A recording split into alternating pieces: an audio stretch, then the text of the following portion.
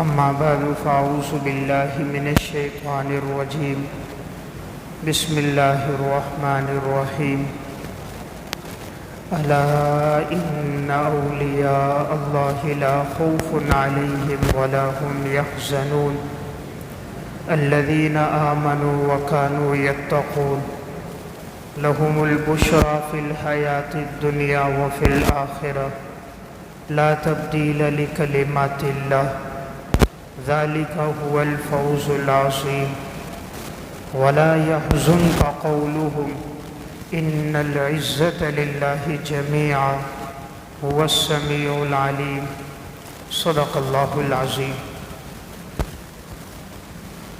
اللہ رب العزت نے کائنات میں سب سے بلند و بالا مقام جناب انبیاء علیہ الصلوۃ والسلام کو عطا فرمایا، اور ان تمام انبیاء میں بلند درجہ جناب رسول اللہ صلی اللہ علیہ وسلم کو عطا فرمایا۔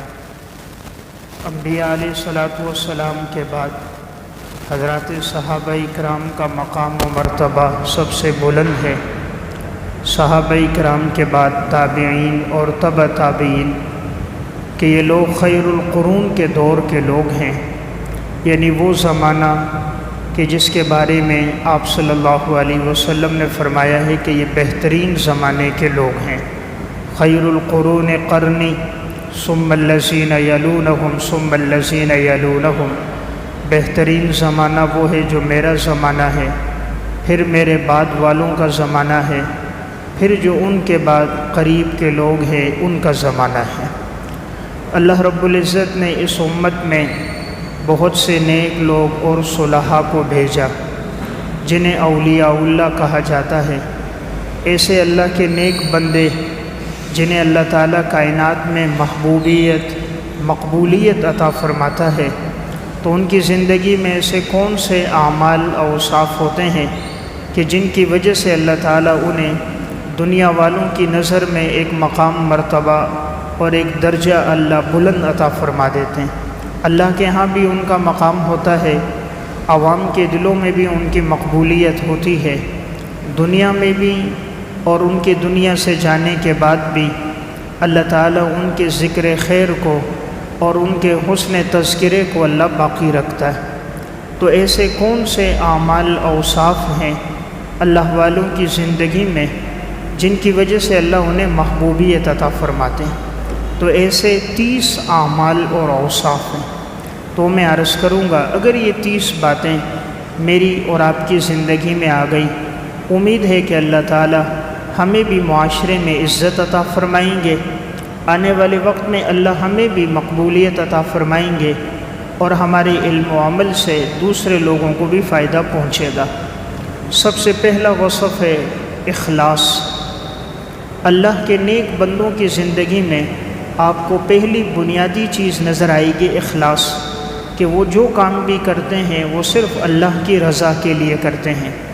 انا انزلنا الیک الکتاب بالحق فاعبد اللہ مخلصا لہ الدین، یقیناً ہم نے یہ کتاب قرآن کریم آپ کی طرف نازل کیا حق کے ساتھ، پس آپ اللہ کی عبادت کرو خالص اسی کی بندگی کرتے ہوئے۔ تو اللہ والوں کی زندگی میں پہلا وصف ہے اخلاص، کہ وہ جو کام کرتے ہیں وہ محض اللہ کی رضا کے لیے کرتے ہیں، ان کے کسی عمل میں دکھلاوا اور ریاکاری نہیں ہوتا۔ ریاکاری یہ وہ گناہ ہے جو انسان کے نیک اعمال کو ضائع کر دیتا ہے۔ قرآن کریم میں اللہ رب العزت نے ارشاد فرمایا، یا ایھا الذین آمنوا لا تبطلوا صدقاتکم بالمن والاذی، اے ایمان والو تم اپنے صدقات کو باطل مت کرو احسان جتلا کر اور دوسروں کو تکلیف پہنچا کر۔ کالذی ينفق مالہ رئاء الناس ولا یؤمن باللہ والیوم الآخر، ان لوگوں کی مانند کہ جو مال خرچ کرتے ہیں لوگوں کے دکھلاوے کے لیے، نہ وہ اللہ پر ایمان رکھتے ہیں نہ آخرت کے دن پر ایمان رکھتے ہیں۔ تو معلوم ہوا کہ جو آدمی احسان جتلاتا ہے، ریاکاری کرتا ہے، اس کے عمل کا اللہ کے ہاں کوئی بدلہ نہیں ہوتا۔ تو پہلا وصف ہے کہ انسان اپنی زندگی میں اخلاص لے کر آئے، کہ وہ جو کام بھی کرے محض اللہ کی رضا کے لیے کرے، مقصود یہ ہو کہ اللہ مجھ سے راضی ہو جائے اور اللہ کی رضا مجھے حاصل ہو۔ خلوص ایک ایسا مقناطیس ہے کہ یہ فلوس کو کھینچ لیتا ہے۔ جس انسان کی زندگی میں اخلاص آ جائے، اللہ رب العزت اس کی ضرورتوں کو اپنے خزانے غیب سے پورا فرما دیتے ہیں۔ قرآن کریم میں اللہ رب العزت ارشاد فرما رہے ہیں، جہاں آپ صلی اللہ علیہ وسلم کی بشریت کا تذکرہ فرمایا، وہاں ذکر فرمایا کہ تم توحید اختیار کرو اور عمل صرف اللہ کے لیے کرو۔ قل انما انا بشر مثلکم یوحی الی انما الہکم الہ واحد فمن کان یرجو لقاء ربہ فلیعمل عملا صالحا ولا یشرک بعبادۃ ربہ احدا۔ فرما دیجئے میں تمہاری طرح ایک بشر ہوں، لیکن میری طرف وحی کی جاتی ہے، میرا معبود تم سب کا معبود ایک اللہ ہے۔ پس جو شخص اللہ سے ملاقات کی امید رکھتا ہے، اسے چاہیے کہ وہ نیک عمل کرے اور اللہ کی عبادت میں کسی اور کو شریک نہ کرے۔ جب انسان ریاکاری کرتا ہے، اخلاص نہیں ہوتا، تو گویا اس کے عمل میں اللہ کے ساتھ وہ غیر اللہ کو بھی شریک کر دیتا ہے۔ تو اس لیے میں نے پہلی بات عرض کی، اللہ کے نیک بندے اور اللہ کے محبوب بندوں کی زندگی میں جو 30 اوصاف ہیں، ان میں سب سے پہلا وصف اخلاص۔ اللہ کے محبوب بندے جو عمل کرتے ہیں وہ صرف اللہ کے لیے کرتے ہیں، اللہ ہم سے راضی ہو جائے، اور اللہ تعالیٰ اس کا تذکرہ خود لوگوں کی زبان پہ بھی اللہ کر دیتے ہیں، اہل علم کے ہاں بھی، عوام کے ہاں بھی اس کا چرچا خود ہو جاتا ہے۔ المستدرک علی الصحیحین کی روایت ہے، کوئی آدمی اگر اللہ کے لیے عمل کسی بند چٹان میں بھی کرے جس میں کوئی سوراخ شگاف نہ ہو، پھر بھی اللہ اس کے عمل کے تذکرے کو باقی رکھ کر باہر والوں میں اس کا ذکر فرما دیتے ہیں، یعنی پھر بھی اس کے اس نیک عمل کا ذکر اہل علم میں، عوام میں ہو جاتا ہے، اور اللہ اس کو عزت عطا فرما دیتے ہیں۔ تو انسان جب اللہ کے لیے عمل کرتا ہے، وہ عمل اللہ پوشیدہ نہیں رکھتے، اللہ رب العزت اس عمل کے ذریعے اس شخص کی نیک نامی کو اور عزت کو اللہ بڑھا دیتا ہے۔ نمبر 2، اللہ کے محبوب بندوں کا دوسرا وصف ہے تقوی اختیار کرنا۔ اللہ نے جنہیں کائنات میں محبوبیت عطا فرمائی، ان کی زندگیوں میں تقوی ہوگا کہ وہ ہمیشہ اپنے آپ کو گناہوں سے بچانے والے ہوں گے۔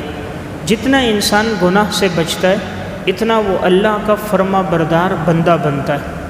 اللہ رب العزت کو پسند وہی لوگ ہیں جو لوگ نیکوکار ہیں، جن کی زندگیوں میں نیک اعمال اور تقوی ہے۔ اللہ فرما رہے یہی لوگ مجھے سب سے زیادہ پسند ہیں۔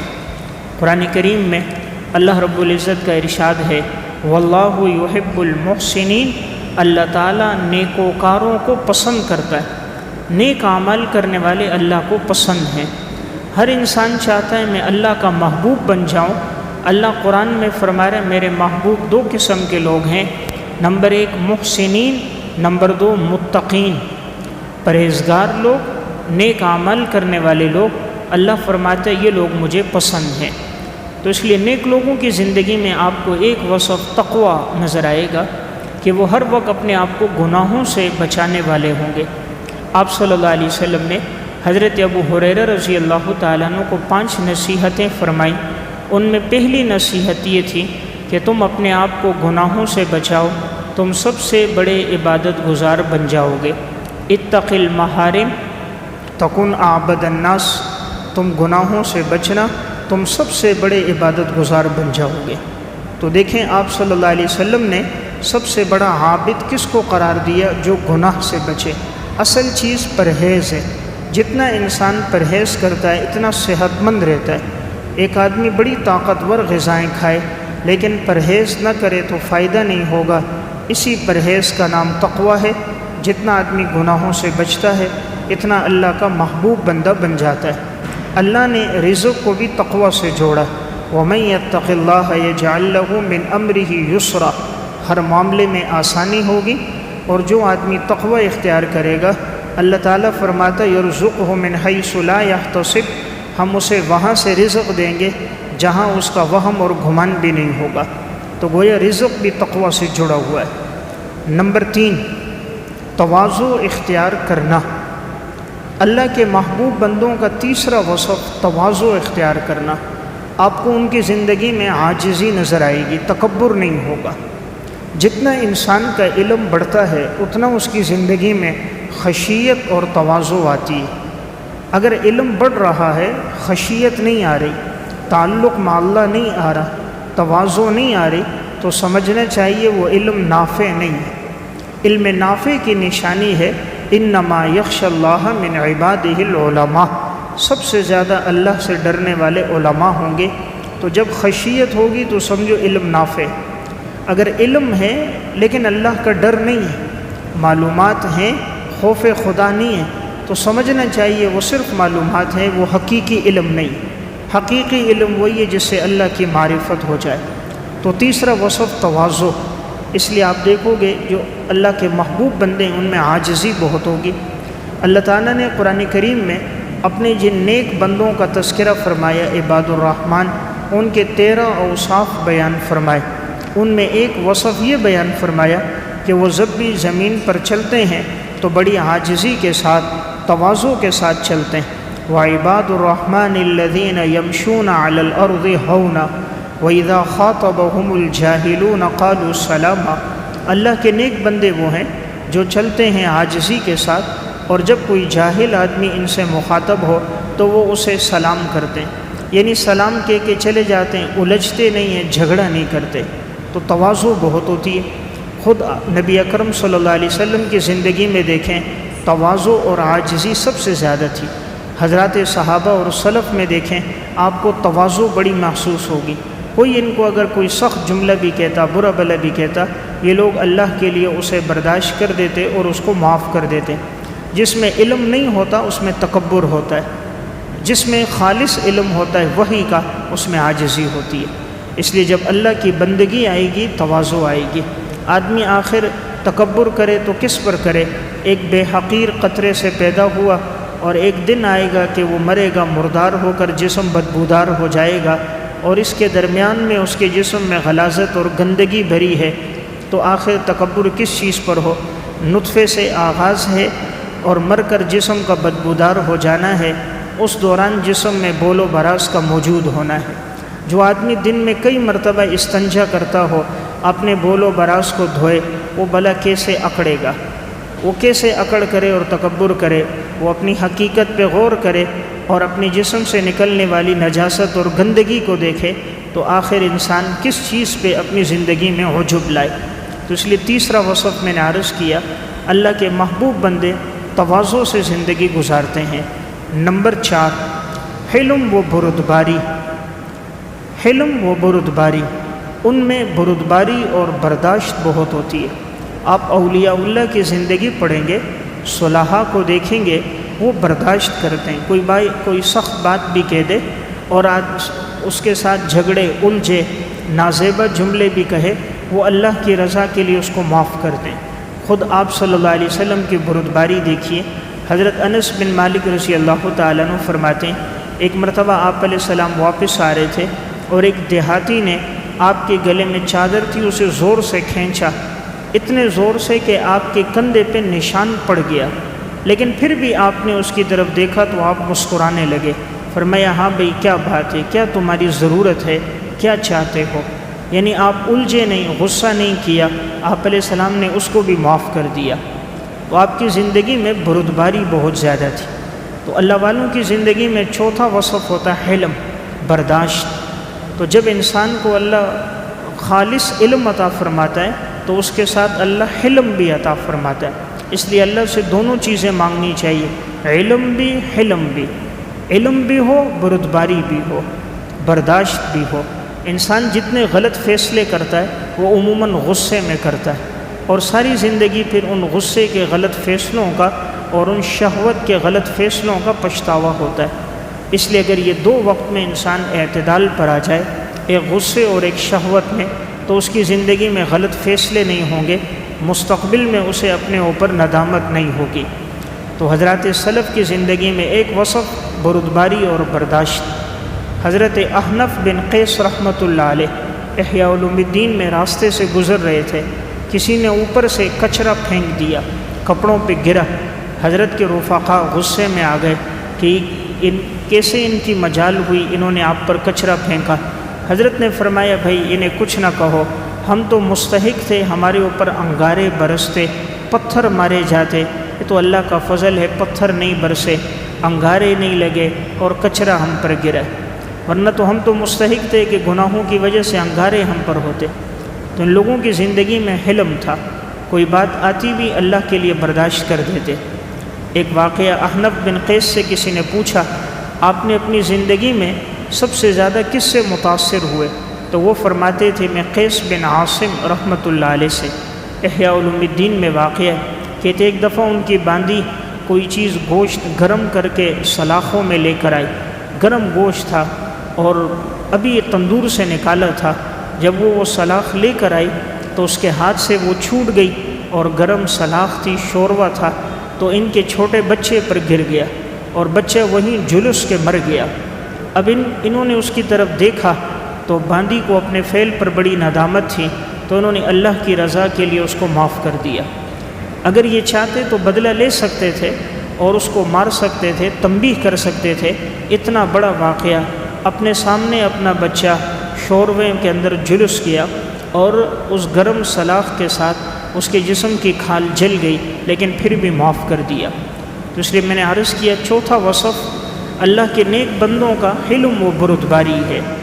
نمبر 5، دنیا سے بے رغبتی اختیار کرنا۔ دنیا سے بے رغبتی، اللہ کا جو بھی محبوب بندہ ہوگا اس کو دنیا سے وہ اعراض کرے گا، دنیا سے اس کا کوئی تعلق نہیں ہوگا، اس کی زندگی میں آخرت ہوگی، نیک اعمال ہوں گے۔ حدیث میں آتا ہے اللہ تعالیٰ اپنے نیک بندے کو دنیا سے اس طرح بچاتا ہے جیسے تم اپنے بیمار کو پانی سے بچاتے ہو۔ آپ صلی اللہ علیہ وسلم نے فرمایا ازہد فی الدنیا یحبک اللہ وازہد فیما عندک الناس یحبک الناس۔ دنیا سے بے رغبتی کرو، اللہ بھی تم سے محبت کرے گا۔ دنیا والوں کے ہاتھ میں جو کچھ ہے اس سے بے رغبتی کرو، دنیا والے بھی تم سے محبت کریں گے۔ اس لیے اگر انسان چاہے کہ وہ اللہ کا محبوب بنے، وہ دنیا سے اعراض کرے، آخرت کو اپنی زندگی کا مقصد بنا دے۔ اس لیے میں نے عرض کیا اللہ والوں کی زندگی کا ایک وصف دنیا سے بے رغبتی ہے۔ آپ صلی اللہ علیہ وسلم نے فرمایا اذا رأیتم العبد یعطى زہدا فی الدنیا، اگر تم کسی اللہ کے بندے کو دیکھو کہ وہ دنیا سے بے رغبتی کرتا ہے، وقلۃ منطق، گفتگو کم کرتا ہے، فاقتربوا منہ، اس کا قرب حاصل کرو، اس کی صحبت میں رہو، فإنہ یلقى الحکمۃ، اس کو حکمت کی باتیں سکھائی جاتی ہیں۔ آپ نے فرمایا جو دنیا سے بے رغبتی کرے، گفتگو کم کرے، اس کی صحبت اختیار کرو، اس لیے کہ اللہ ایسے آدمی کے دل پر حکمت اور دانش بندی کی باتیں اللہ اس کو القاء کرتا ہے۔ قرآن کریم کی یہ جو آیت ہے فَمَن يُرِدِ اللَّهُ بِهِ أَن يَهْدِيَهُ يَشْرَحْ صَدْرَهُ لِلْإِسْلَامِ، جب اللہ کسی کے ساتھ خیر کا ارادہ کرے اللہ اس کے سینے کو اسلام کے لیے کھول دیتا ہے۔ صحابہ اکرام نے پوچھا کہ یا رسول اللہ یہ سینہ اسلام کے لیے کھلتا ہے، یہ کیسے پتہ چلے گا؟ اس کی کوئی نشانی ہے کہ ہمیں پتہ چلے ہمارا سینہ اللہ نے ایمان اسلام کے لیے کھول دیا؟ آپ صلی اللہ علیہ وسلم نے 3 نشانیاں بیان فرمائی، 3 نشانیاں۔ نمبر 1، سب سے پہلی بات آپ نے فرمایا التجافی من دار الغرور، جب دھوکے کے گھر دنیا سے دوری پیدا ہو جائے، دھوکے کا گھر دنیا، جب دنیا سے دوری پیدا ہو جائے، والانابۃ الی دار الخلود، ہمیشہ کا گھر آخرت کی طرف رجوع پیدا ہو جائے، والاستعداد للموت قبل نزولہ، موت سے پہلے موت کی تیاری کی توفیق مل جائے، تو سمجھو اللہ نے اس کے سینے کو کھول دیا۔ 3 چیزیں ہو جائیں، فرمایا اللہ نے اس کا سینہ کھول دیا، دنیا سے بے رغبتی ہو جائے، نمبر 2 آخرت کی طرف رجوع بڑھ جائے، موت سے پہلے موت کی تیاری ہو جائے۔ حضرت ابو ایوب انصاری رضی اللہ تعالیٰ عنہ بڑے جلیل القدر صحابی، ایک مرتبہ حضور کے پاس آئے، فرمانے لگے یا رسول اللہ آپ مجھے مختصر نصیحت فرمائیں، مختصر سی نصیحت۔ آپ صلی اللہ علیہ وسلم نے 3 جملے ارشاد فرمائے، یہ پوری زندگی گزارنے کے جملے، بڑے جوامع الکلم آپ علیہ السلام کے فرمودات ہیں، اور پوری انسانی زندگی کا اس کے اوپر گویا ایک محور ہے کہ اگر یہ زندگی میں آ جائیں زندگی پرسکون ہوگی۔ آپ نے پہلا جملہ ارشاد فرمایا اذا قمت فی صلاتک فصل صلاۃ مودع، جب تم نماز پڑھنے کے لیے کھڑے ہو جاؤ اس طرح نماز پڑھو جیسے تم اپنی زندگی کی آخری نماز پڑھ رہے ہو۔ جیسے کوئی رخصت ہونے والا نماز پڑھتا ہے، اگر کسی کو پتہ چل جائے کہ اس کی آخری نماز ہے، کتنے اخلاص سے پڑھے گا، کتنے خشوع و خضوع سے پڑھے گا، توجہ سے پڑھے گا۔ آپ نے فرمایا ہر نماز اس طرح پڑھو جیسے تمہاری زندگی کی آخری نماز ہے۔ نمبر 2، وَلَا تَكَلَّمْ بِكَلَامٍ تَعْذِرُ مِنْهُ غَدًا، کبھی ایسا کلام نہ کرو کہ آئندہ دن آپ کو اس کے عذر پیش کرنا پڑے۔ ایسی بات نہ کرو کل آپ کو اس کی صفائی پیش کرنا پڑے کہ کل آپ کو اپنی بات کی صفائی دو، میرا یہ مطلب نہیں یہ مطلب تھا، میرے کہنے کا یہ مقصد نہیں یہ مقصد تھا۔ ایسی بات ہی نہ کرو کہ کل آپ کو اپنی بات کی صفائیاں پیش کرنی پڑے۔ نمبر 3، وَأَجْمِعِ الْإِيَاسَ مِمَّا فِي أَيْدِي النَّاسِ، لوگوں کے ہاتھ میں جو کچھ بھی ہے اس کی کوئی امید نہ رکھو، کوئی طمع نہ رکھو۔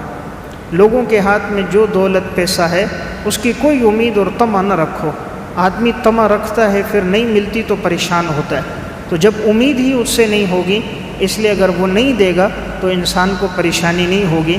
تو تیسری بات آپ نے یہ بیان فرمائی کہ دنیا والوں کے پاس جو کچھ ہے اس کی کوئی امید نہ رکھو۔ تو میں نے عرض کیا اللہ کے نیک بندوں کا 5واں وصف ہے دنیا سے بے رغبتی، دنیا سے اعراض ہوگا، ان کی ساری توجہ اگر ہوگی آخرت کے لیے ہوگی۔ خود دیکھیں نبی اکرم صلی اللہ علیہ وسلم کہ جن سے بلند و بالا مقام دنیا میں کسی کا نہیں، لیکن آپ کی زندگی کیسے گزر رہی ہے کہ 2 مہینے ہو جاتے تھے آپ علیہ الصلوۃ والسلام کے گھر میں چولہا نہیں جلتا تھا، اور سوائے پانی کے اور کھجوروں کے آپ کے گھر میں اور کچھ نہیں ہوتا تھا۔ ام المومنین حضرت عائشہ فرماتی ہیں ما شبع آل محمد من خبز الشعیر یومین متتابعین حتی قبض رسول اللہ صلی اللہ علیہ وسلم، آل محمد نے کبھی پیٹ بھر کر کھانا نہیں کھایا، 2 دن بھی کبھی جوں کی روٹی مسلسل، یہاں تک کہ آپ صلی اللہ علیہ وسلم نے دنیا سے پردہ فرما دیا۔ یعنی کبھی ایسا نہیں ہوا کہ 2 دن مسلسل ہم نے پیٹ بھر کر جوں کی روٹی کھائی ہو، گندم تو دور کی بات، جوں کی روٹی بھی کبھی 2 دن مسلسل نہیں ملی۔ تو بہرحال حضور نے خود ایسی زندگی گزاری، یہ آنے والی امت کو درس دینا تھا۔ خدا علیہ الصلوۃ والسلام کی حالت ایسی، حضرت عمر رضی اللہ تعالیٰ عنہ فرماتے ہیں میں گھر میں آیا، میں نے دیکھا آپ چٹائی پر لیٹے ہوئے ہیں، آپ کے جسم پر چٹائی کے نشانات آ گئے، چٹائی پہ کوئی تلائی وغیرہ نہیں تھی، تو آپ علیہ السلام لیٹے تھے تو جسم پہ نشانات آ گئے۔ حضرت عمر رضی اللہ تعالیٰ عنہ اس موقع پہ فرمایا تھا یا رسول اللہ، اللہ نے روم اور فارس کے لوگوں کو دولت عطا کی، وہ تو باطل پر ہے، ہم حق پر ہیں، تو آخر ہمارے اوپر ایسے حالات ایسی آزمائشیں کیوں؟ تو آپ صلی اللہ علیہ وسلم نے فرمایا اما ترضیٰ ان تکون لہم الدنیا ولنا الآخرہ، اے خطاب کے بیٹے تو اس پہ راضی نہیں ہے، اللہ نے ہمارے لیے آخرت کو رکھا ہے، ان کے لیے دنیا کو رکھا ہے۔ یہ روم اور فارس کے لوگوں کے لیے دنیا ہے اور اللہ نے ہمارے لیے آخرت رکھی، اس لیے میں نے 5واں وصف عرض کیا دنیا سے بے رغبتی۔ نمبر 6، سخاوت کرنا۔ اولیاء اللہ کی زندگی میں، اللہ کے محبوب بندوں کی زندگی میں 6واں وصف ہوگا سخاوت، کہ اللہ نے جو دیا ہوگا وہ اللہ کے نام پہ خرچ کرتے ہوں گے۔ حضرات صحابہ اور سلف کی زندگی میں یہ وصف بھی اللہ نے رکھا تھا، اللہ نے جب دیا ان کو، قرآن کا کوئی حکم آیا ان لوگوں نے بے دھڑک خرچ کر دیا۔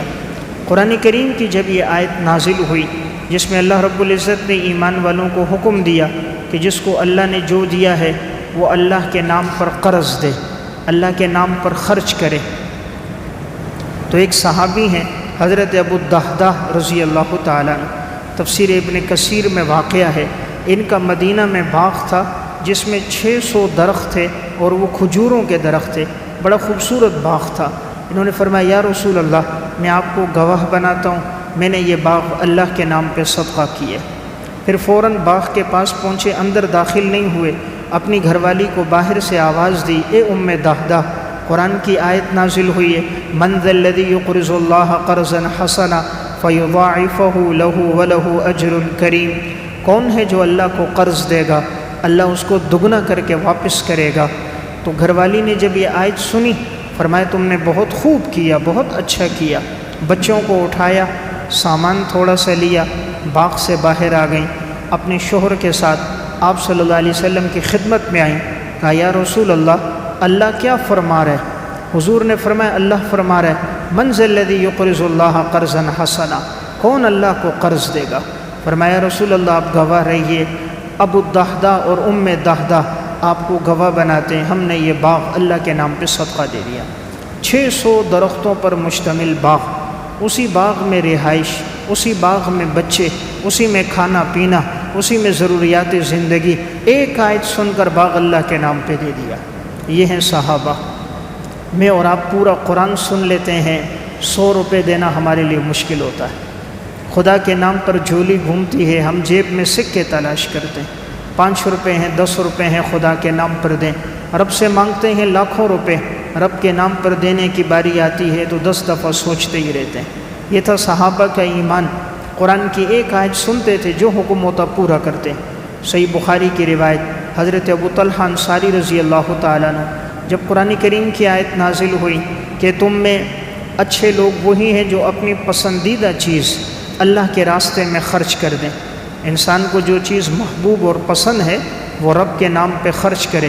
لن تنالوا البر حتى تنفقوا مما تحبون وما تنفقوا من شيء فإن الله به عليم۔ تم نیکی کو نہیں پا سکتے یہاں تک کہ پسندیدہ چیز خرچ کرو۔ حضرت ابو طلحہ انصاری نے فرمایا یا رسول اللہ، مجھے سب سے زیادہ پسند یہ اپنا باغ ہے، میں آپ کو گواہ بناتا ہوں، یہ میں نے اللہ کے نام پہ صدقہ کر دیا۔ حضرت زید بن ثابت رضی اللہ تعالیٰ عنہ، ان کو اپنا گھوڑا سب سے زیادہ پسند تھا، قرآن کی آیت نازل ہوئی، گھوڑا اللہ کے نام پہ صدقہ دے دیا۔ کسی کو غلام پسند تھا، اس نے غلام صدقہ دے دیا۔ کسی کو زمین پسند، اس نے زمین صدقہ کر دی۔ تو میں نے عرض کیا اللہ کے محبوب بندوں کی زندگی میں سخاوت، اللہ نے جو دیا وہ خرچ کرتے ہیں۔ امام ابو حنیفہ رحمۃ اللہ علیہ، آپ کے درس میں جو بھی آپ کو غریب اور مستحق نظر آتا، امام ابو حنیفہ اس کو خرچہ اپنی طرف سے دیتے کہ بیٹا تم پڑھتے رہو، تمہارا خرچہ میرے ذمے۔ امام ابو یوسف رحمۃ اللہ علیہ، بچپن میں والد کا انتقال ہو گیا، ان کی والدہ ان کو دھوبی کے پاس بھیجتی کہ وہاں جائے کپڑے دھوئے، کچھ اجرت مزدوری مل جائے۔ امام ابو حنیفہ رحمہ اللہ کو پتہ چلا، آپ نے فرمایا تم علم حاصل کرو۔ جیسے مہینہ ختم ہوتا امام صاحب ان کو خرچہ دے دیتے اتنا جس سے ان کا پورا مہینہ گزر جاتا۔ تو ایک دفعہ ان کی بوڑھی اماں آ کر کہنے لگیں یہ بچہ پڑھتا ہے کام نہیں کرتا۔ امام ابو حنیفہ نے فرمایا، تاریخ بغداد میں امام ابو یوسف کے ترجمے میں ہے، فرمایا میں اس کو وہ علم سکھا رہا ہوں، ایک دن آئے گا یہ پستے میں بنا ہوا، بادام میں بنا ہوا عمدہ قسم کا حلوہ کھائے گا۔ تو وہ بوڑھی اماں سر جھکا کر کہنے لگی گویا اپنے الفاظ میں کہ اس بڑے میاں کو دیکھو، ہمارے پاس کھانے کو کچھ نہیں اور یہ کہتا ہے یہ پستے میں بنا ہوا، بادام میں بنا ہوا، زیتون کے تیل میں بنا ہوا فالودہ کھائے گا۔ پھر ایک وقت آیا، امام ابو یوسف قاضی القضات بنے، وقت کے چیف جسٹس بنے ہارون الرشید کے دور میں۔ ہارون الرشید نے کہا امام ابو یوسف سے ایک دن کہ آپ ٹھہرو، آج ایک ایسا ہمارے لیے حلوہ تیار ہو رہا ہے جو ہمارے لیے بھی کبھی کبھی تیار ہوتا ہے، بادام میں بنا ہوا، پستے میں بنا ہوا، زیتون کے تیل میں، بڑا ہی لذیذ ہے، ہمارے لیے بھی کبھی کبھی بنتا ہے۔ امام ابو یوسف سے کہا بیٹھو۔ امام ابو یوسف بیٹھے، تھوڑی دیر میں وہ آیا، وقت کا خلیفہ ہارون الرشید کھا رہا ہے، امام ابو یوسف کو دیا، آپ نے ایک چمچ ماری، آپ کی آنکھوں میں آنسو آ گئے۔ ہارون الرشید پوچھتا ہے امام ابو یوسف سے آپ کیوں رو رہے ہو؟ فرمایا ایک وہ وقت تھا جب میں یتیم تھا، میرے پاس کھانے کے لیے کچھ نہیں تھا اور میں امام صاحب سے علم حاصل کر رہا تھا۔ اس وقت امام ابو حنیفہ نے فرمایا تھا میں اس کو وہ علم سکھا رہا ہوں، ایک وقت آئے گا یہ پستے کا بنا ہوا فالودہ کھائے گا۔ آج وہ وقت آیا کہ اللہ نے ابو یوسف کو بادشاہ وقت کے قریب بٹھا کر قاضی القضات بنا کر بادشاہ کے ہاتھوں زیتون کے تیل میں بنا ہوا آج اللہ نے فالودہ کھلایا۔ تو میں عرض کر رہا ہوں سخاوت تھی۔ کئی لوگ امام صاحب رحمۃ اللہ علیہ ان کو خرچہ دیتے اور پڑھتے۔ لیث بن سعد رحمۃ اللہ علیہ احیاء علوم الدین میں صفت الصفوہ میں واقع ہے، بہت سخی انسان تھے، جو اللہ دیتا تھا علماء پہ صلحاء پہ خرچ کرتے تھے۔ ہارون الرشید نے 500 درہم کا وظیفہ دیا امام مالک کو، انہوں نے 1000 درہم کا وظیفہ دیا۔ تو بادشاہ نے ان سے کہا بھئی تم مجھ سے آگے کیسے بڑھ گئے؟ فرمایا میرے ایک دن کی کمائی 1000 درہم ہے، میں نے مناسب نہیں سمجھا اتنے بڑے امام کو میں ہدیہ دوں اور وہ بھی 1000 درہم سے کم دوں۔ احیاء علوم الدین میں واقع ہے، ایک خاتون ان کے پاس ایک پیالی لے کر آئی، چھوٹی سی پیالی تھی، اور امام لیث بن سعد سے فرمایا آپ کے پاس شہد ہے میں نے سنا ہے، تو آپ مجھے تھوڑا سا شہد دے دو۔ تو ان کی زمین میں بہت شہد ہوا تھا، تو انہوں نے کہا جاؤ اندر سے مٹکا، غلام سے کہا جاؤ وہ جو شہد کا مٹکا ہے وہ لا کر ان کو دے دو۔ وہ شہد کا مٹکا لایا گیا، لا کر دیا۔ خاتون نے کہا میں تو آپ سے مانگ رہی تھی ایک پیالی، کہا تم نے مانگا اپنی وسعت کے مطابق، میں نے دیا اپنی گنجائش کے مطابق۔ تم نے اتنا مانگا، اللہ نے مجھے اس سے زیادہ دیا۔ تو میں نے عرض کیا اللہ کے نیک بندوں کی زندگی میں ایک وصف ہوگا سخاوت، اللہ نے جو دیا ہے وہ رب کے نام پہ خرچ کرنے والے۔ نمبر 7واں وصف ہے ایثار۔ ایثار کا مطلب ہے دوسروں کو اپنے اوپر ترجیح دینا۔ اللہ کے محبوب بندے اپنی ضرورتوں کو مؤخر کر دیتے ہیں اور دوسروں کی ضرورتوں کو مقدم کرتے ہیں۔ اللہ نے جب انہیں دیا، دیکھتے ہیں کوئی محتاج ہے، ضرورت مند ہے، فوراً اس کو دیتے ہیں۔ قرآن کریم میں اللہ نے ایسے ہی لوگوں کی تعریف فرمائی، وَيُؤْثِرُونَ عَلَىٰ أَنفُسِهِمْ وَلَوْ كَانَ بِهِمْ خَصَاصَةٌ۔ ایمان والے لوگ وہ ہوتے ہیں جو دوسروں کو اپنے اوپر ترجیح دیتے ہیں، اس لیے یہ بڑا اہم وصف ہے دوسروں کو اپنے اوپر ترجیح دینا۔ اس لیے انسان اگر دیکھے کوئی ضرورت مند ہے، اللہ نے اسے نوازا ہے، اسے چاہیے کہ ان پر خوب خرچ کرے۔ نمبر 8واں وصف ہے اللہ تعالیٰ نے اپنے نیک بندوں میں رکھا ہے توکل اور یقین کی پختگی۔ توکل اور یقین کی پختگی، ان لوگوں کا توکل اللہ کی ذات پہ بڑا مضبوط ہوتا ہے، ان کا یقین اللہ کی ذات پہ بڑا پختہ ہوتا ہے، یعنی ایمان ان کا بڑا مضبوط ہوگا۔ ہر وقت ان کی نظر اللہ کی ذات پر ہوگی، مخلوق پر ان کی نگاہیں نہیں ہوں گی، سب سے زیادہ متوجہ ہوں گے اللہ کی ذات کی طرف ہوں گے۔ اور اللہ تعالیٰ نے اپنی مدد کو بھی جو جوڑا ہے قرآن میں توکل کے ساتھ، عجیب بات ہے، اللہ رب العزت فرما رہے ہیں کہ اس ذات پر توکل اختیار کرو جس سے کوئی چیز پوشیدہ نہیں ہے، وہ رب علیم ہے، خبیر ہے، ساری باتوں سے واقف ہے۔ وَتَوَكَّلْ عَلَى الْحَيِّ الَّذِي لَا يَمُوتُ وَصَبِّحْ بِحَمْدِهِ۔ بھروسہ کرو اس ذات پر جو زندہ ہے اور جسے کبھی موت نہیں آئے گی، اور اسی کی تسبیح بیان کرو، اور وہ اپنے بندوں کے گناہوں کے بارے میں باخبر ہے۔ یعنی اللہ کو اپنے بندے کا ہر گناہ کا پتہ ہے، لیکن اس کے باوجود ستار ہے، پردہ ڈالتا ہے۔ تو کہا اس ذات پر بھروسہ کیوں نہیں کرتے الذی لا یموت، جس پر کبھی موت نہیں آتی۔ تو انسان ہمیشہ بھروسہ کرے اللہ کی ذات پر، کوئی بھی کام ہے شروع کرے توکل اللہ پر ہو۔ اللہ رب العزت بندے کے گمان کے مطابق معاملہ کرتا ہے۔ حضرات سلف کا توکل بڑا مضبوط تھا۔ ایک واقعہ علامہ ابن جریر رحمۃ اللہ علیہ نے تاریخ طبری میں ذکر فرمایا۔ حضرات صحابہ اکرام کی ایک جماعت گئی، راستے میں ایک دریا آتا ہے، 2 رکعت نماز پڑھتے ہیں، دریاؤں میں اپنے گھوڑوں کو ڈال دیتے ہیں، سب دریا پار ہو جاتا ہے، لیکن کسی کے پاؤں کا کھر بھی پانی سے تر نہیں ہوتا۔ بنیادی چیز کیا تھی؟ اللہ کی ذات پر ایمان کی پختگی، توکل اور یقین کی مضبوطی۔ جتنا ایمان مضبوط ہوتا اللہ کی مدد ان کے ساتھ، ان کے گمان کے مطابق اسی طرح تھی۔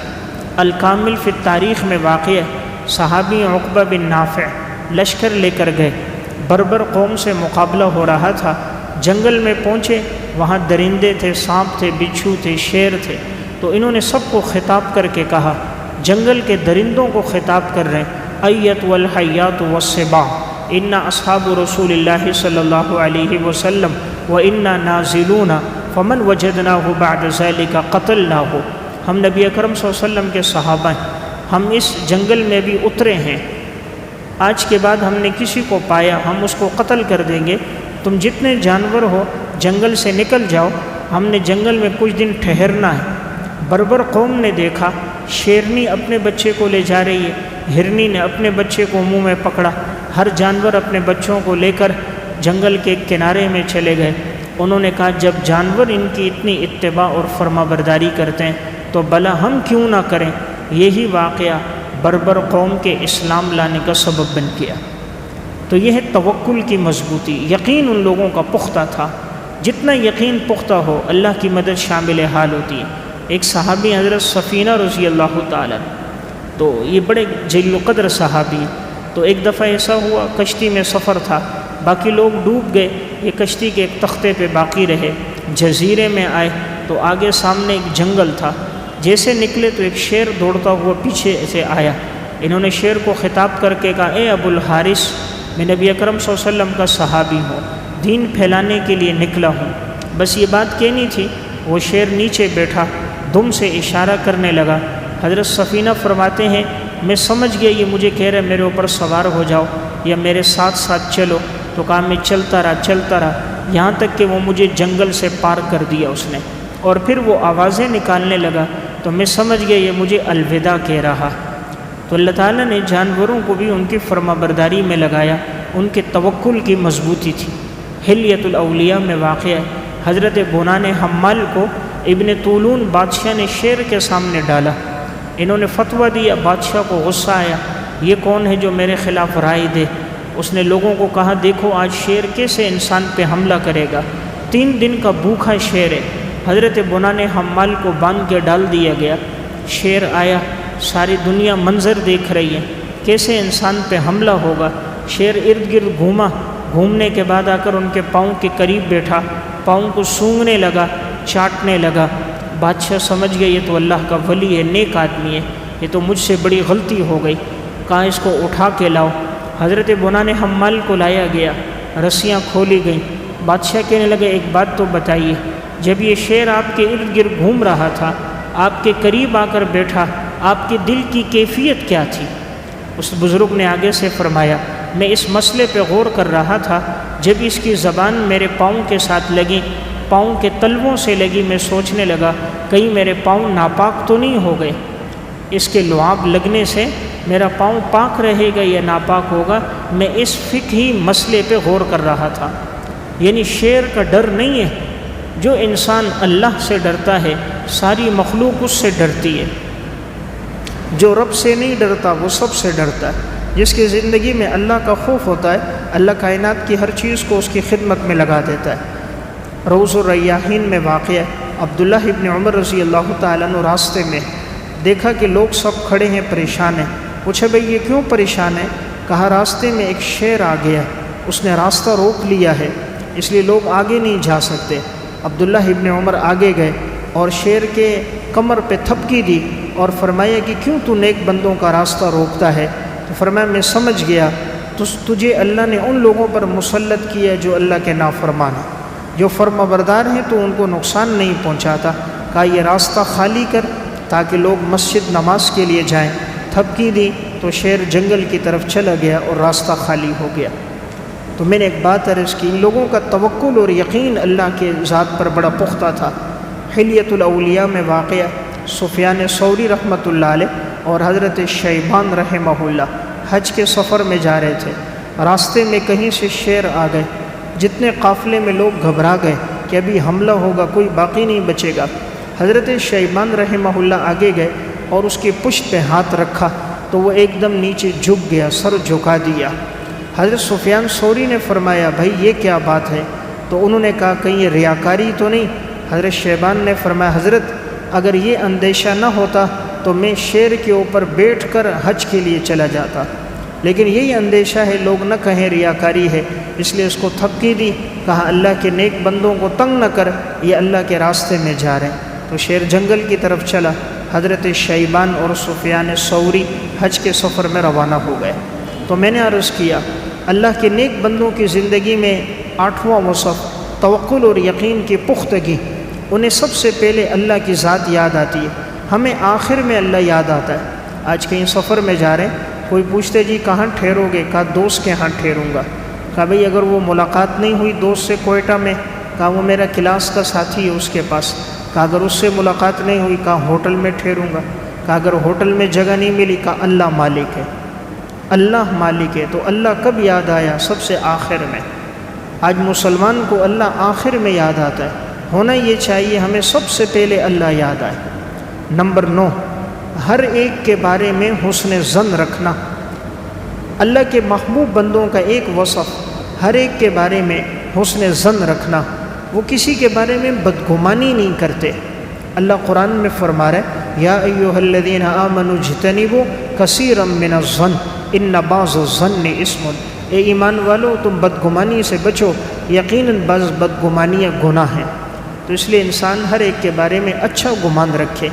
اب اگر کوئی دیکھے کوئی شخص کسی کے ساتھ جا رہا ہے، اب اگر وہ بدگمانی کرتا ہے یہ کوئی نامحرم ہے اور معاذ اللہ اس کے بارے میں الزام لگاتا ہے میں نے اس کو فلاں کے ساتھ جاتے ہوئے دیکھا، ممکن ہے اس کی والدہ ہو، ممکن ہے بیٹی ہو، بہن ہو، اہلیہ ہو، تو اس طرح کسی پر بدگمانی کرنا شرع نے اس کی اجازت نہیں۔ اسی طرح کوئی عورت گھر سے نکلتی ہے، اپنے بچوں کی فیس جمع کرانے اسکول جا رہی ہے، ہسپتال علاج کے لیے جا رہی ہے، کسی عزیز و اقارب کے ہاں اگر تعزیت کے لیے جا رہی ہے، تیمارداری کے لیے جا رہی ہے، اب کوئی اس کے بارے میں غلط رائے رکھتا ہے، یہ بدگمانی ہے، اسلام اس کی اجازت نہیں دیتا۔ تو اللہ کے نیک بندے ہر ایک کے بارے میں اچھا گمان رکھتے ہیں، ہر ایک کو اپنے سے بہتر سمجھتے ہیں۔ نمبر 10 باحیا ہونا۔ نمبر 10 باحیا ہونا۔ آپ کو صلحاء کی زندگی میں وصف ہوگا، ہر نیک صالح انسان باحیا ہوگا۔ جتنا زندگی میں تقوی آتی ہے اتنی زندگی میں حیا آتی ہے۔ آپ صلی اللہ علیہ وسلم کی زندگی میں سب سے زیادہ تقوی تھا، سب سے زیادہ حیادار آپ تھے۔ حضرت ابو سعید خدری رضی اللہ تعالیٰ عنہ فرماتے ہیں کہ باقرہ پردہ نشین لڑکی میں اتنی حیا نہیں تھی جتنی حیا آپ صلی اللہ علیہ وسلم کی ذات میں تھی۔ تو یہ بڑا اچھا وصف ہے۔ تو جو اللہ جس کو اپنا محبوب بناتا ہے اس کی نظروں میں، نگاہوں میں اللہ حیا کو لے کر آتا ہے، پھر وہ بد نظری سے اپنے آپ کو بچاتا ہے، وہ اپنے دل و دماغ کا، اپنی نظروں کی حفاظت کرتا ہے۔ حدیث میں آتا ہے نبی اکرم صلی اللہ علیہ وسلم نے فرمایا استحیوا من اللہ حق الحیا، تم اللہ سے حیا کرو جس طرح حیا کرنے کا حق ہے۔ تو صحابہ نے پوچھا یا رسول اللہ انا نستحی والحمد للہ، ہم لوگ تو حیا کرتے ہیں الحمدللہ۔ آپ نے فرمایا لیس ذاک، یہ مطلب نہیں، ولکن الاستحیاء من اللہ حق الحیا، حیا کرنے کا مطلب یہ ہے ان تحفظ الرأس وما وعى، تم سر کی بھی حفاظت کرو اور سر میں جو کچھ ہے اس کی بھی حفاظت کرو، یعنی سر کی بھی حفاظت کرو، سر میں موجود آنکھیں اس کی بھی حفاظت کرو، کانوں کی بھی حفاظت کرو، زبان کی بھی حفاظت کرو، دماغ میں بھی غلط خیالات مت لاؤ، ان کے بارے میں مت سوچو، اس کی بھی حفاظت کرو، یہ حیا ہے۔ والبطن وما حوا، پیٹ کی اور پیٹ میں جو کچھ ہے اس کی حفاظت کرو، یہ حیا ہے۔ اور ولتذکر الموت والبلا، اور تم موت کو یاد رکھو، اپنے بوسیدہ ہونے کو یاد رکھو۔ ومن اراد الآخرۃ ترک زینت الدنیا، جو آخرت کو یاد رکھتا ہے وہ دنیا کی زیب و زینت کو چھوڑ دیتا ہے، جو آخرت کو یاد رکھتا ہے وہ دنیا کی زیب و زینت کو چھوڑ دیتا ہے۔ فمن فعل ذلک فقد استحیا من اللہ حق الحیا، جس نے اس طرح کیا حقیقت میں اسی نے حیا کی زندگی کو اختیار کیا۔ تو میں نے عرض کیا اللہ کے نیک بندوں کی زندگی میں ایک وصف آپ کو حیا نظر آئے گا۔ نمبر 11 نرمی اختیار کرنا۔ اولیاء اللہ کی زندگی میں ایک وصف نرمی اختیار کرنا، وہ نرم مزاج لوگ ہوتے ہیں، ان کے مزاج میں تلخی سختی نہیں ہوتی۔ اللہ تعالیٰ نے آپ صلی اللہ علیہ وسلم سے بھی یہی بات بیان فرمائی کہ اگر آپ کے مزاج میں سختی ہوتی، آپ کا مزاج سخت ہوتا، آپ کی طبیعت میں سختی ہوتی، تو یہ صحابہ کرام جو آپ کے ارد گرد ہیں یہ منتشر ہو جاتے۔ فَبِمَا رَحْمَةٍ مِّنَ اللَّهِ لِنْتَ لَهُمْ، اللہ کی مہربانی کہ اللہ نے آپ کو نرم مزاج بنایا۔ وَلَوْ كُنْتَ فَظًّا غَلِيظَ الْقَلْبِ لَانفَضُّوا مِنْ حَوْلِكَ، اگر آپ کا مزاج سخت ہوتا، طبیعت سخت ہوتی تو یہ لوگ آپ کے ارد گرد سے بھاگ جاتے۔ فَاعْفُ عَنْهُمْ، ان کو معاف کیجیے۔ وَاسْتَغْفِرْ لَهُمْ، ان کے لیے بخشش طلب کیجیے۔ وَشَاوِرْهُمْ فِي الْأَمْرِ، اہم معاملات میں مشورہ کیجیے۔ تو دیکھیں اللہ تعالیٰ نے آپ علیہ السلام کے لیے فرمایا کہ آپ نرمی اختیار کرو، تو اللہ تعالیٰ کو نرمی بڑی پسند ہے۔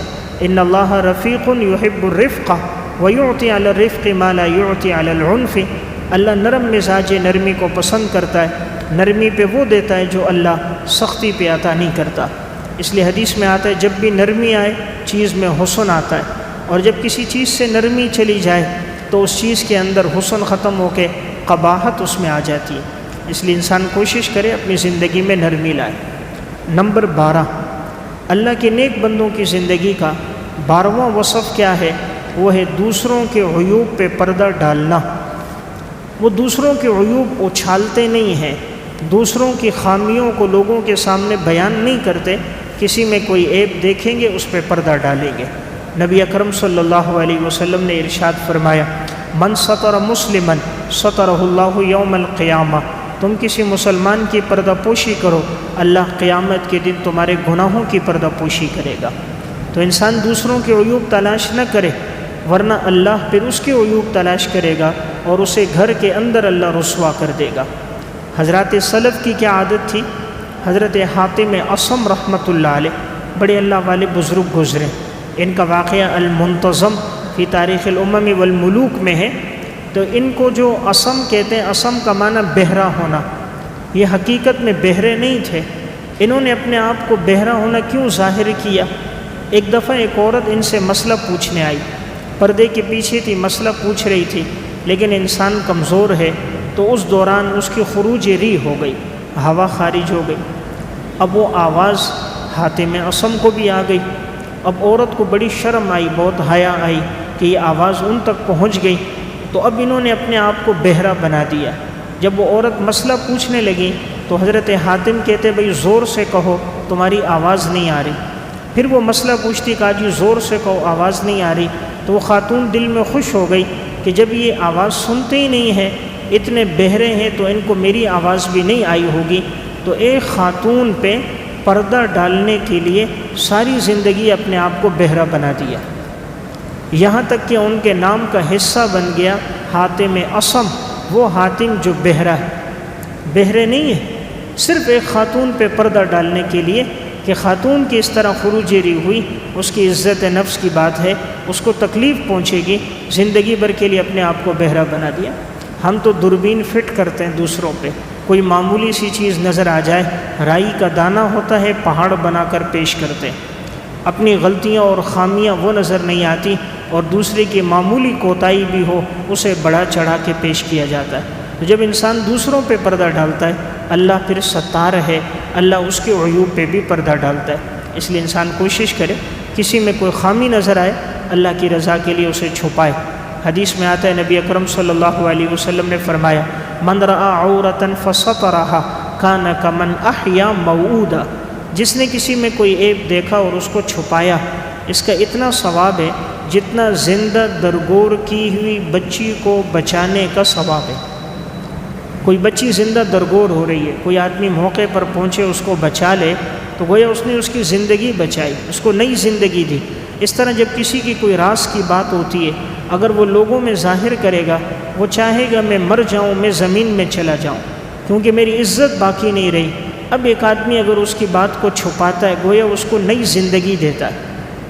تو اس لیے آپ علیہ السلام نے تشبیہ دی، دوسرے کا عیب چھپانا گویا زندہ درگور کی ہوئی بچی کو بچانا ہے۔ اس لیے انسان کوشش کرے اگر کوئی خامی نظر آئے، آج ہوتا یہ کہ کسی کی بیٹی کی، بہن کی معمولی بات نظر آ جائے، اس کو بڑھا چڑھا کے رسوا کرتے ہیں، معاشرے میں ذلیل کرتے ہیں، نہیں سوچتے میں بھی بیٹیوں والا ہوں، نہیں سوچتے میں بھی بہنوں والوں اور بیٹوں والا ہوں۔ آج ہم دوسرے پہ عیب لگا رہے ہیں، کل ممکن ہے اس سے بڑا عیب میری بیٹی اور بہن پہ نہ لگ جائے۔ نمبر 13، صلہ رحمی قائم کرنا۔ اولیاء اللہ کی زندگی میں ایک وصف آپ کو نظر آئے گا، صلہ رحمی قائم کرنا۔ وہ خونی رشتوں کو برقرار رکھتے ہیں، عزیز و اقارب کے ساتھ، اپنے دوست احباب کے ساتھ اچھا سلوک کرتے ہیں۔ حدیث میں نبی اکرم صلی اللہ علیہ وسلم نے بھی فرمایا، من سرہ ان یبسط لہ فی رزقہ او ینسأ لہ فی اثرہ فلیصل رحمہ، جو چاہے اللہ اس کے رزق میں برکت دے، اس کی عمر میں برکت دے، اسے چاہیے کہ وہ صلہ رحمی کو قائم کرے۔ اس لیے انسان کوشش کرے اپنے عزیز و اقارب میں کوئی مستحق ہے ان سے تعاون بھی کرے، ان کے غمی اور خوشی میں شریک بھی ہو، ان کی جو دعائیں ملیں گی اور ان کی جو نیک تمنائیں ہوں گی اس میں انسان کا پورا حصہ ہوگا۔ نمبر 14، ہر ایک سے خندہ پیشانی سے ملنا۔ اولیاء اللہ کی زندگی میں 14واں وصف، ہر ایک سے خندہ پیشانی سے ملنا۔ جس سے ملاقات ہوتی ہے اس طرح ملتے ہیں گویا بہت پرانا تعلق ہے، وہ سمجھتے شاید دنیا میں اسے اگر کسی سے محبت ہے تو مجھ سے محبت ہے۔ نبی اکرم صلی اللہ علیہ وسلم کی یہی عادت تھی، آپ جس سے ملتے اتنا خندہ پیشانی سے، اتنا مسکرا کر ملتے، اتنی محبت سے، اپنائیت سے ملتے، وہ سمجھتے کہ شاید سب سے زیادہ حضور اگر محبت کرتے ہیں تو مجھ سے کرتے ہیں۔ آج ہم سلام بھی اس سے کرتے ہیں جس سے غرض ہوتی ہے، اگر غرض نہ ہو تو سلام نہ کریں، اگر اس سے ہمارا کوئی دنیاوی مفاد متعلق نہ ہو تو اس سے تعلق ہی نہ رکھیں۔ آج ہمارے تعلقات کی بقا ہماری دنیا پر ہے، ہماری اغراض پر ہے، اللہ کی رضا کم ہے۔ اس لیے میں نے عرض کیا، حضرات صلحاء اولیاء کی زندگی میں ایک وصف ہر ایک سے خندہ پیشانی سے ملنا۔ نبی اکرم صلی اللہ علیہ وسلم نے فرمایا، لا تحقرن من المعروف شیئا ولو ان تلقى اخاك بوجه طلق، جس سے ملو مسکراتے چہرے کے ساتھ، خندہ پیشانی سے ملو۔ نمبر 15، نگاہوں کی حفاظت کرنا۔ اولیاء اللہ کی زندگی میں 15واں وصف کیا ہوگا؟ اپنی نظروں کی حفاظت کریں۔ جتنا انسان کی نگاہ محفوظ ہوگی اتنا اس کا دل محفوظ ہوگا، اتنا اس کی شرمگاہ محفوظ ہوگی۔ نظر غلط دیکھتی ہے، پھر وہ خیالات، وہ تصاویر انسان کے دل و دماغ میں ہوتی ہیں، پھر وہی وسوسے نماز کے دوران آ رہے ہوتے ہیں، وہی چیزیں انسان کو خواب میں آ رہی ہوتی ہیں، اور زندگی میں پھر اسی وجہ سے ڈپریشن میں، ٹینشن میں انسان جو پڑتا ہے، اس کی بنیاد وہی اللہ کی نافرمانی ہوتی ہے۔ اس لیے جتنی نظر کی حفاظت ہوگی، دماغ محفوظ ہوگا، سینہ محفوظ ہوگا، اور انسان گناہوں سے بچے گا، اور نماز کے اندر اس کو لذت ملے گی۔ اس لیے قرآن کریم میں اللہ نے مرد عورت کو الگ الگ حکم دیا، قل للمؤمنین یغضوا من ابصارہم ویحفظوا فروجہم ذلک ازکی لہم، اپنی نگاہوں کو نیچے کر دو اور اپنی شرمگاہوں کی حفاظت کرو۔ نمبر 16،